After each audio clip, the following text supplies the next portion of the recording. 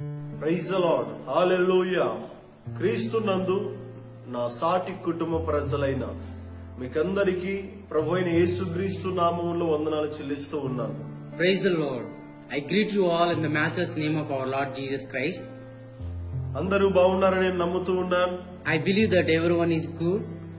మరి ఈ ఆదివార దినమున మనం దేవుని సన్నిధిలో కూడుకొని దేవుని మాటలు ఆలకించడానికి దేవుడు ఇచ్చిన గొప్ప భాగ్యాన్ని బట్టి నేను ఎంతగానో సంతోషిస్తూ ఉన్నాను.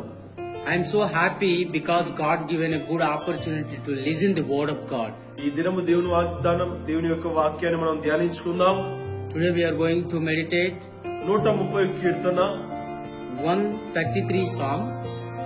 ఫస్ట్ నుంచి మనం చదువుకుందాం. From the first we will see, సహోదరులు ఐక్యత కలిగి నివసించుట ఎంత మేలు. brethren, to dwell together in unity, how good it is. ఎప్పుడైనా మీరు ఈ వచనాన్ని గమనించారా?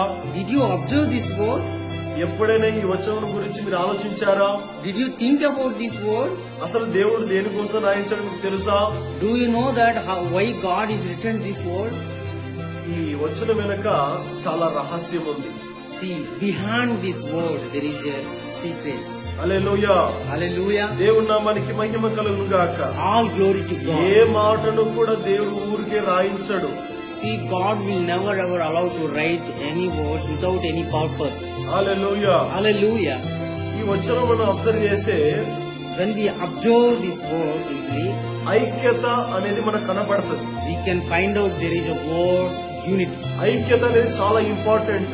Unity is very important విశ్వాస జీవితంలోనైనా, in believers' life, సేవ జీవితంలోనైనా, in pastors' life, కుటుంబంలోనైనా, our family life, మన జీవితంలో, even in our life.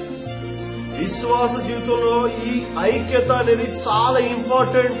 In our life also we need unity. It's very important. Hallelujah. Hallelujah. ఐక్యత ద్వారా నువ్వు దేనినైనా సాధించగలుగుతావు. Through unity you can achieve anything. ఐక్యత ద్వారా నువ్వు దేనినైనా పొందుకోగలుగుతావు. Through unity you can get anything. అందుకోసమే అపోస్తులు మేడగదిలో ఉండి వారు ఐక్యత కలిగి ప్రార్థించినప్పుడు పరలోకము నుంచి అభిషేకాన్ని వారు పొందుకోగలిగారు. See, we can see apostles, they were gathered as a unity on the upper room.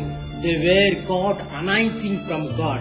అంటే ఐక్యత ద్వారా అభిషేకం నీకు దొరుకుతుంది. See, we can observe that through unity we can get anointing. ఐక్యత కలిగి ఉన్నప్పుడు దేవుని అభిషేకాన్ని అనుభవిస్తావు. When you are in unity, you can enjoy that anointing. Hallelujah. Hallelujah. ఐక్యత కలిగి జీవించాలని దేవుడు కోరుకుంటున్నాడు. See, even God desires that we need to have unity. ఐక్యత కలిగి వెంబడించాలని దేవుడు కోరుకుంటున్నాడు. Even God likes that unity. అయితే మనం ఈ రోజు ఐక్యత కలిగి ఉన్నామా? Today, shall we take one decision to ఒక్కసారి live as a unity? ఒక్కసారి నిన్ను నువ్వు పరీక్షించుకో. Just observe yourself. హల్లెలూయా. Hallelujah. ఈ రెండవ వచనం మనం చూస్తే Second verse, అది తల మీద పోయబడి అహరోను గడ్డ మీదుగా కారి అతని అంగీల అంచు వరకు దిగజారిన పరిమళ తైలం వలె నుండును. it is like the precious anointing upon the head that run down upon the bed, even Aaron's bed, that went down to the stakes of his garments. Hallelujah. Hallelujah. పరిమళ తైలముగా మనము సూచించవచ్చు ఐక్యతను. We can see it is a very precious. అంటే ఐక్యత ఉన్న చోట అభిషేకం పని చేస్తుంది. Where there is a unity, there will God's anointing will work. ఐక్యత ఉన్న చోట అభిషేకం పని చేస్తది. If there is a unity, anointing will work. Hallelujah. Hallelujah. Hallelujah. Hallelujah. దేవుని నామానికి మహిమ కలుగును గాక. All glory to God. ఈ రోజు నువ్వు ఐక్యత కలిగి ఉంటే Today if you have unity, నువ్వు సాధించిన దానిని కూడా సాధించగలుగుతావు. see where you were not achieved, but today you will achieve the things. నీవు పొందుకోలేని దాన్ని కూడా నువ్వు పొందుకోగలుగుతావు. See whatever you missed, today you will get all those నువ్వు things. జయించలేదు, నువ్వు జయిస్తావు. See where there is no victory, but today you are going to get victory. Hallelujah. Hallelujah.